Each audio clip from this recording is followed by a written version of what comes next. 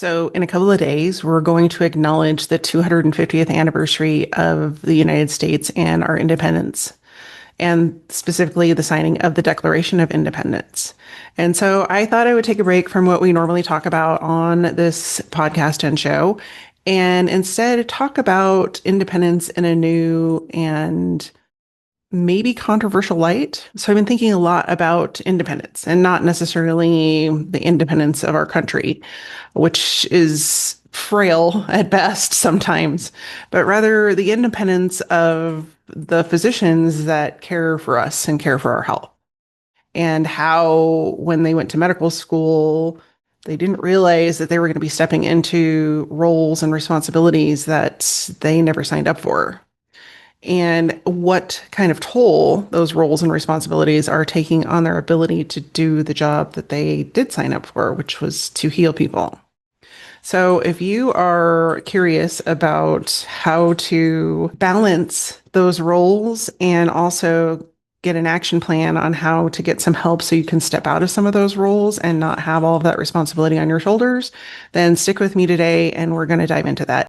If we haven't met yet, I'm Alisa Connor, and I show up here every week to help not only specialty medical practices, but for professional services organizations to grow and scale, not by outspending their competitors, but instead by creating patient and customer experiences that your patients and customers can't wait to talk about. So let me start this episode this week with gratitude. I have a regular gratitude practice in my life, and I think that living with gratitude is really one of the best ways to move forward and have a happy and joyful life.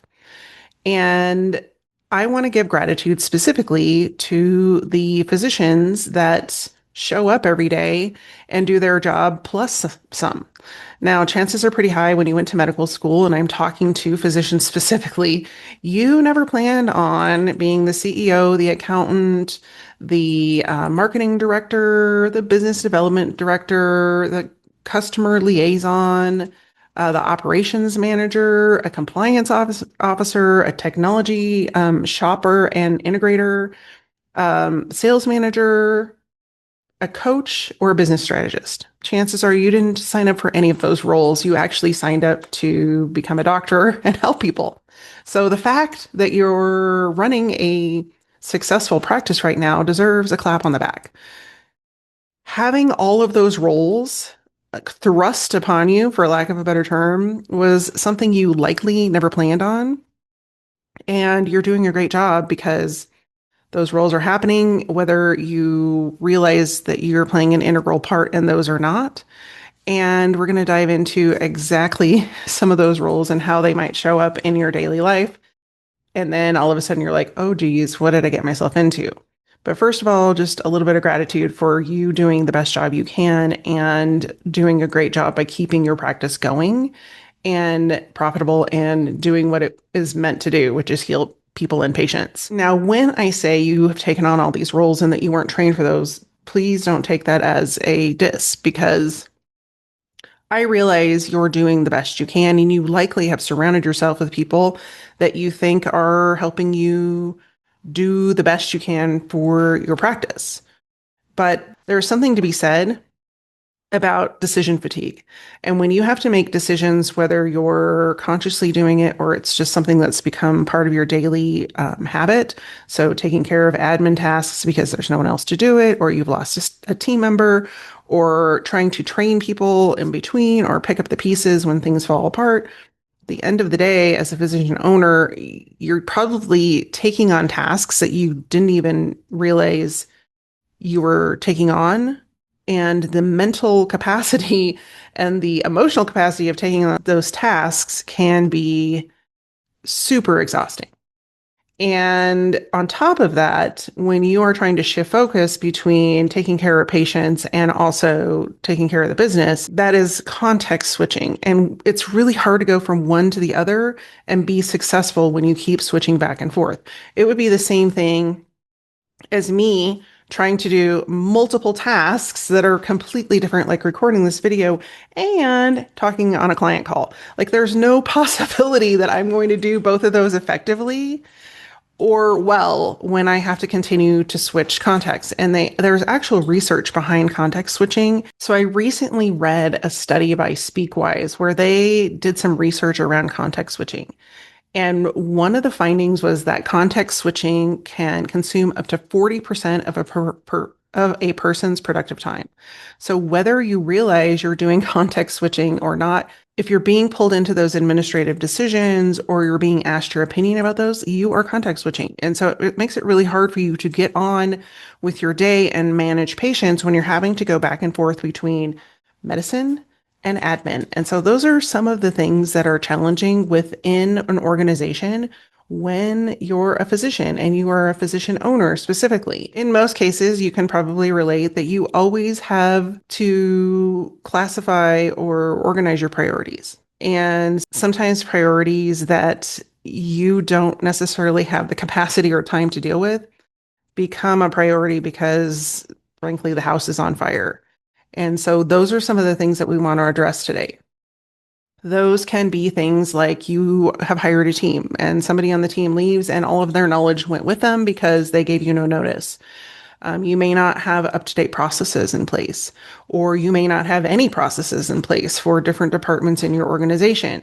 I did an assessment for an organization in orthopedics and specifically their marketing department, and they had 3 people in their marketing department and nobody knew what they did, including 2 of the marketing people. And so what it came down to was that they had 3 people on their team that were not productive and they were outsourcing everything to an agency.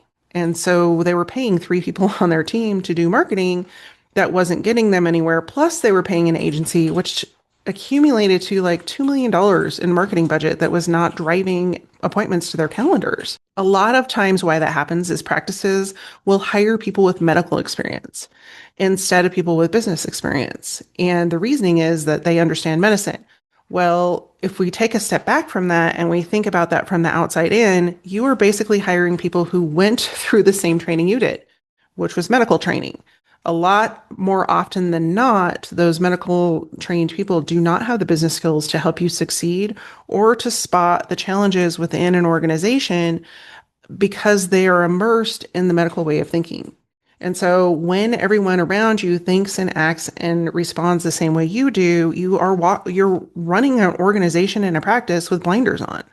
Sometimes the best thing you can do is bring in an outside perspective who will see and challenge the way you're doing things so that you can have a fresh and new view of what's actually happening in the practice and make changes that are beneficial and that will quickly turn things around. Ultimately, what ends up happening is that these smaller breakdowns of, say, losing a staff member and all the knowledge goes out the door with them, or somebody is promoted into a role and then they don't have time to do that role in their previous role and they haven't filled the previous role, is that those smaller problems, like somebody not being able to follow up with patients, for example, or people who haven't booked, those small problems can become bigger problems. So if we just look at that one problem where you had somebody that was dedicated to following up with patients who never booked or who came in for a consult and never got on the calendar or whatever it might be, those become big problems. Physicians know better than anyone else that early detection is the fastest way to get ahead of any disease and solve challenges before they get too big. For example, if you have a patient that has early diagnosis of breast cancer and you get them in for a biopsy and radiation and chemo right away, the chances that you will catch that before it spreads to other organs in the body is much higher.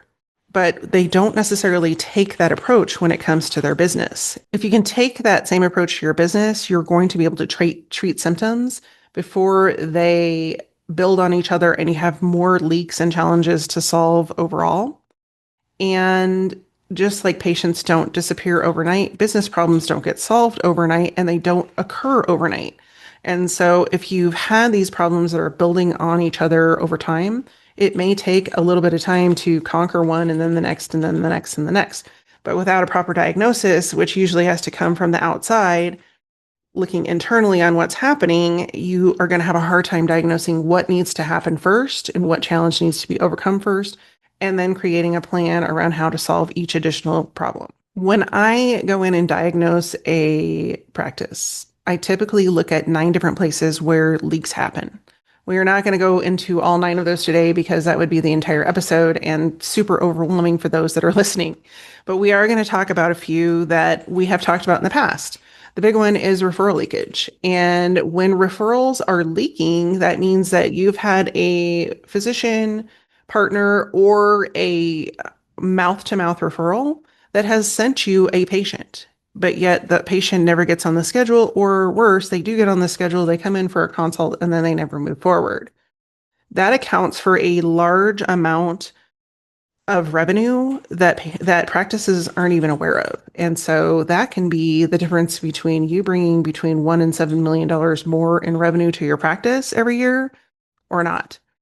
And when you are a smaller practice, that amount of money can be really significant in whether you are able to grow, add team members, expand, hire different doctors, et cetera, et cetera. The next place where practices usually leak is within scheduling. And that means that somewhere along the way, a patient is trying to schedule and they are either not able to, they are asked for too much information, or they just give up along the way.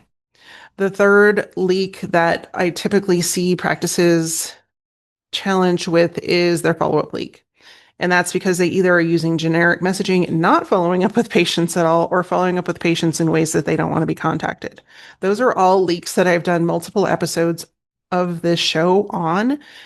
And then the other leak that I've talked about multiple times in episodes is the trust leak. And this really has to do with your online reputation and is probably the most underrated leak that practices pay attention to. Why that is detrimental to your practice and whether or not people choose you or over another doctor or practice or competitor. And there are several reasons for that, but that is a big leak that most practices just don't pay attention to. In each of those processes, if you don't have someone that it is their specific responsibility to take care of the process and the patient along the journey for each of those different opportunities where they can fall out of becoming a patient, then ultimately that responsibility comes back to you. And as a physician, you need more responsibilities. Like, I need another hole in my head. And so I want to bring that to your attention because there's only so much brain power, energy, and time that you have as a physician. And if somebody on your team isn't taking responsibility for one or all of these processes, or multiple people are taking responsibility, then it's no wonder that growth has been a challenge and you have gaps in your schedule. So since we're talking about independence, I thought I would relate it directly to creating an independent practice. And so I've put together a 3-part independence plan for you and your practice and what you can do to start to alleviate some of those leaks and ensure that some of the responsibility around all of the different roles that I listed at the beginning of this episode are not falling completely on your shoulders. The first step of this plan is to ask yourself a hard question and really sit with the answer. And some of that, you might not like the answer and you might not like what shows up, but you need to ask yourself what decisions truly require a physician. And chances are pretty high that 99.9% of the business decisions that you are undertaking don't require you. And that can be a hard pill to swallow because this is your practice. You own either all, a good majority, or a portion of the success of this practice. And so to just step back and go, I'm only going to act as a physician and do what physicians are meant to do can be like, ooh, one, scary because you're giving that responsibility to someone else outside of you and your control. And 2, because it makes you really step back and go, okay, what am I responsible for? And what do I need to let go of that I've been holding on to that possibly is stagnating our growth? And chances are pretty high it is stagnating your growth. Every other decision that you've been carrying that doesn't belong as a physician decision needs to go on a list and it needs to be delegated. Now, does it all have to happen tomorrow? No, absolutely not. That can be terrifying. And if you don't have the right staff members on your team chances are pretty high that even if you delegate those tasks, they're not going to be done effectively. But starting with that list and making a physical list with pen and paper is really going to force you to document all of the things that you've been trying to do on your own and probably give you a pretty good insight into why you're exhausted. Because if you're trying to manage all of those things plus patient care, it's no wonder that you don't have time to do the things that you enjoy, spend time with your family, or any of the other things that life is supposed to be part of. So, the second part of your plan, whether you have a team now or you are looking to increase your team members or build a team that is actually able to help you with strategic practice growth, is to define who owns the roles for specific tasks. And it may look differently than how those roles are set up right now. And that's because most practices hire for position. They don't hire for the actual growth factors in a practice. And that's something that when I go into a practice and I look at what's happening within the organization, it's easier for me to spot that, okay, that person is doing this job, but they're also doing 3 other jobs because so-and-so didn't want to do those jobs, or they were just handed off when that person left the last time before the replacement came in or whatever. Roles can easily become unclear, and then at some point, nobody has responsibility, and then it comes back to you being responsible for those tasks. So the specific areas that you should have accountability and a specific person that is responsible for what happens in that role are referral intake. So somebody should own the entire process of referral intake and also own the process of referral drop off, because that's part of referral intake. If those patients are dropping off and they have been a referral from a specifically physician partner, somebody needs to own that and own the follow-up process for those patients so that you don't lose them, because that's a significant amount of revenue that your practice is leaving out to chance. Step 2 is to assign one person for each of the roles within your practice so that someone has responsibility for what happens in that role and accountability for optimizing and ensuring that what happens in that role is effective and patient-oriented. So I'm going to quickly go through these, and I want you to take note if you have someone in these roles, and if you do they have a protocol to follow that holds them responsible? And if so, what's the accountability for that responsibility in your practice? Because if there isn't any, then it's no wonder that those roles haven't been optimized or aren't being as effective as they can be. So let's quickly go through those roles and responsibilities that one person should have accountability for, not a group, not a team, but one person. The first is, of course, referrals. And we've talked a lot about referrals in different episodes. So if you have missed those episodes, I will link a few of them below in either the comments or the description. The second is scheduling. And part of the accountability for scheduling in a practice is not just ensuring patients get scheduled, but that process is optimized and as easy as it can be for patients to get on the schedule.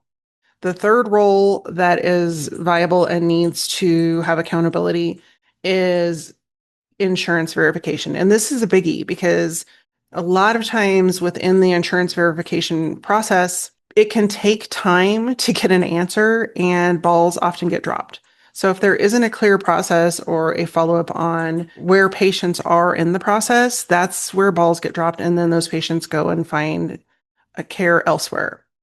The next role that you need to ensure that you have a responsible party for is recall. And those are patient visits that are either triggered by a calendar event. So say a annual exam. A perfect example of a recall appointment would have been somebody following up with me after my last PT appointment from my orthopedic surgeon. That never happened. I had an appointment, I canceled it, and then I never remade the appointment, and I never went back in. And I honestly probably could have used additional PT, but because nobody followed up with me, I just went and did my own thing and found other people to assist with my healing journey. So that was revenue that that practice missed out on because nobody did a follow-up call on that additional appointment. Next is reviews. And a lot of times this particular task just falls to whoever has time.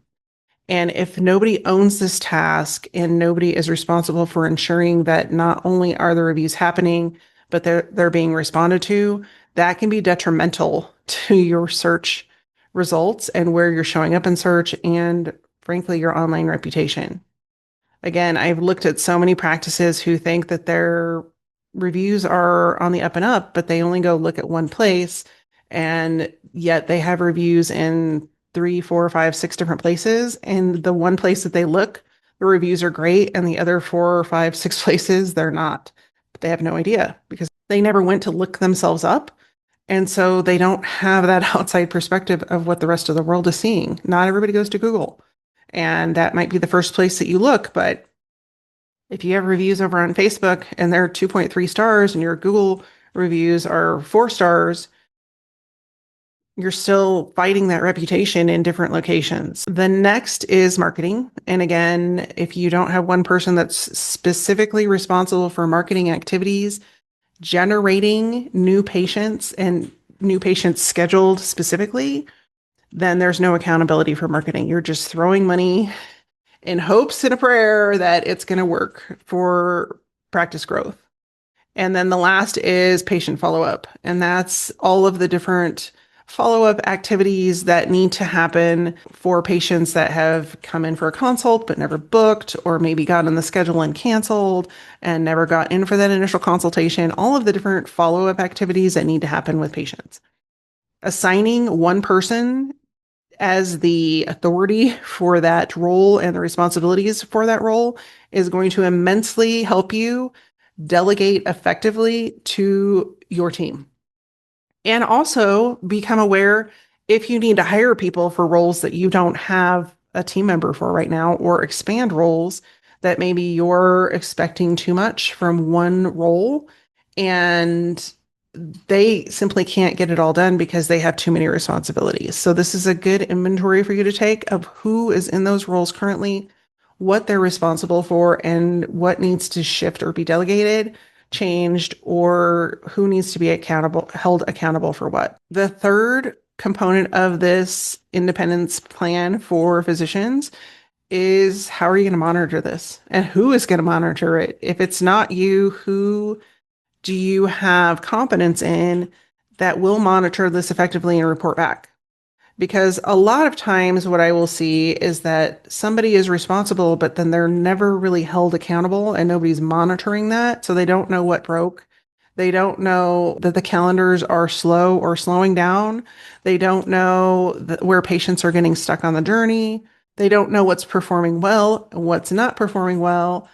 And they specifically don't know what needs the quickest attention before it causes a larger challenge. And so when I'm saying monitoring, like for example, if we're going back to the monitoring of the marketing department that I audited, no, when I created an assessment for that organization, every single doctor came back and said, I have never seen anything like similar to this report from our marketing team, from our marketing agency or our marketing team. And I said, that's a problem because these are things that I saw from the outside. I haven't even looked at the under the hood. These are just things I saw from the outside. And that was because nobody had held their marketing team accountable for their actions, for their inactions, or for the money that they were spending with an agency.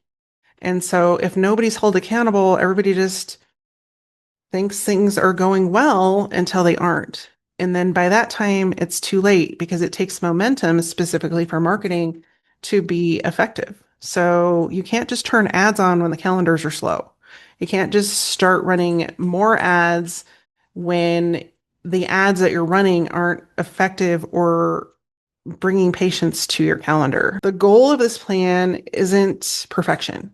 The goal of this plan is to start a process and a system that starts to remove the responsibility, whether it's just mental or actual responsibility, you taking care of these roles, from your plate. as a physician so that you can focus on the things that you want to focus on, which is healing people, healing the patients that come to you for care.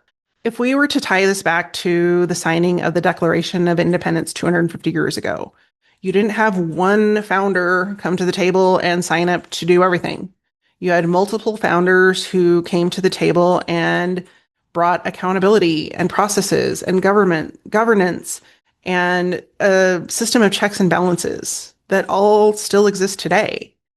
And you can apply that same mentality and architecture to your practice. It not only deserves it, but you deserve it because you deserve to be able to enjoy your life and not constantly be worrying about your practice and practice growth. I have a question for you. If you had to disappear for 2 weeks, whether it was a planned vacation or some other reason, car accident, could be any number of things, would your practice continue to operate and function in the capacity and way that you expect it to, or would it be detrimental? When you answer that question, it's very telling on whether you built a practice or a job that also delivers medicine. My hope for you is that it's the former and that you've built a practice or that you're working towards building a practice. And if it isn't, then it is likely a great place for you to ask the question, where is my practice most vulnerable today? And what do I need to address first? And if you don't have that outside in perspective, that is exactly what I provide on one of my free triage calls. On that call, we're going to not only diagnose where leaks are in your revenue system, but also the hidden revenue opportunities that you're likely passing by just because you aren't aware that they're there. You're going to walk away with at least 3 action items that are going to get you going in the right direction and ultimately lead you to independence, not only in your practice, but in your life, because you're going to free up a lot of mental space that you're currently devoting to running your practice so that it is successful, when really you should just be focusing on the medicine because that's what you were trained for. If you would like to schedule one of those calls, I have the link not only in the description of the show, but I will also link it in the top comment and pin it where I can do that. In the meantime, I wish each and every one of you, if you're in the United States, a very happy 4th of July. And I thank you for spending your time with me this week. I look forward to seeing you next week. In the meantime, take care, be well, stay safe, and I'll see you soon.